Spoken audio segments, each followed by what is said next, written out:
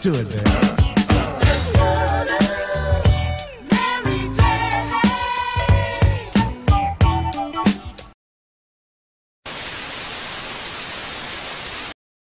Volcano eruption or asteroids smashing into the earth. Will that happen? A massive gas line ruptures. Could it happen in your neighborhood? How many sex offenders live in your neighborhood? Are there terrorist cells in your neighborhood? Marijuana. Could it be in your neighborhood? So-called dirty bombs spewing toxic gas and radiation. Is America ready? Is the U.S. next? Is America dangerously underprepared? The flip-flop is the new sneaker, but behind this sandal lurks serious danger. If you think you're immune, you better think again. Obama's plan is going to kill you. Not only lack of sleep that could kill you, it's sleeping too much. What about the water that comes out of your faucet? Did you know that there could be stuff in there that could harm or even kill your kids? Are your kids being brainwashed?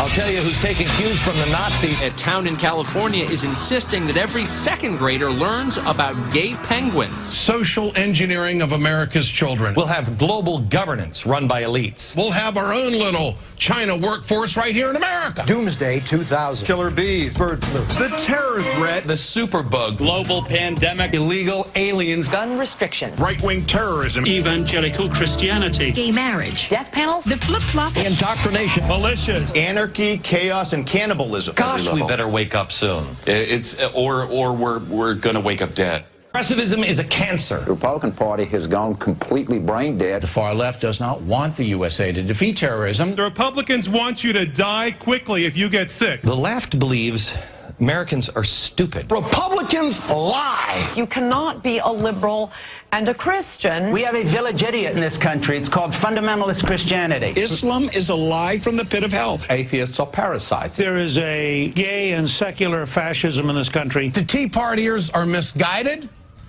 I think they're racist. Racism in this country is the exclusive province of the left. Rush Limbaugh, overt racist. Everybody knows liberals hate guns. I think they are clinging to their guns and their religion. Our government is all evil right now. Barack Obama is the worst president in history. Do you think the president's anti-Semitic? I do. This guy is, I believe, a racist. In Scott Brown, we have an irresponsible, homophobic, racist, reactionary, ex-new model. Hollywood liberal is a Learjet limousine liberal that wants to tax everybody and be generous with everybody else's money. You know what our real problem is? A country full of Joe the Plumbers. Crazed teabaggers. Criminal illegal aliens. Far-right cranks. Far-left loons. Right-wing nut jobs. Practicing homosexuals. The mainstream media. Radical imams. Un-American bastards. The Harvard elites. Gun nuts. Tree huggers. Yahoos and birthers. Fabian socialists. Crazies, let's say. They are what's wrong with America.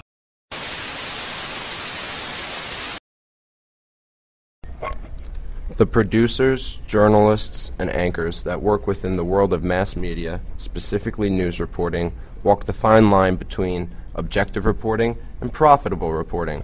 When a moral dilemma like this one arises in a field like journalism, which has such an incredible amount of persuasion power and control over society, one must examine and analyze the techniques and procedures that mass media's foot soldiers deploy in order to attract the masses. One must investigate the sensationalism present within the media, not because of its power of attraction, but because it is a profit-inspired substitute for objective, honest, and credible reporting.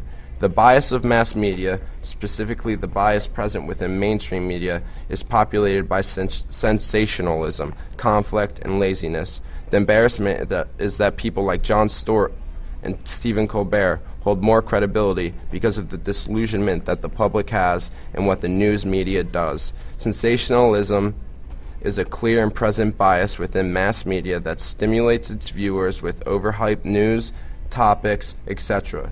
in order to increase viewership or readership. Viewership and readership within the media directly affects profits. It is a basic human nature for us people to be sensitive and attentive to sensations.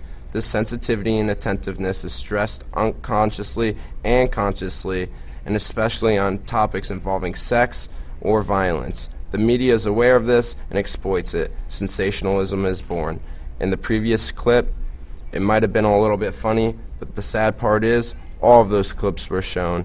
The pattern is obvious. Fear is the way the media uses sensationalism.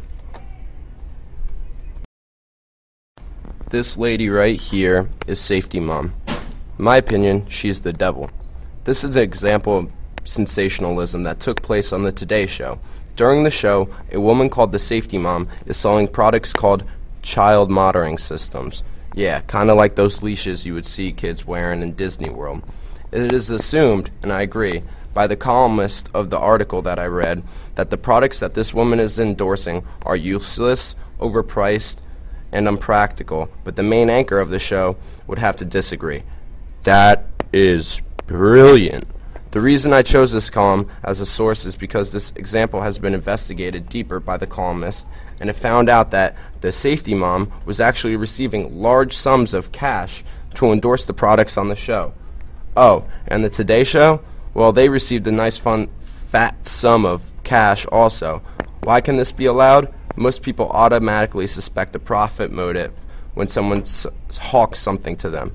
They don't when this person's on a news program, which makes it a valuable vehicle of manipulation.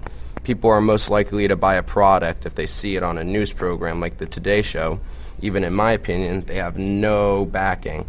But if you saw it on a commercial, your chances of buying it are a fraction of high.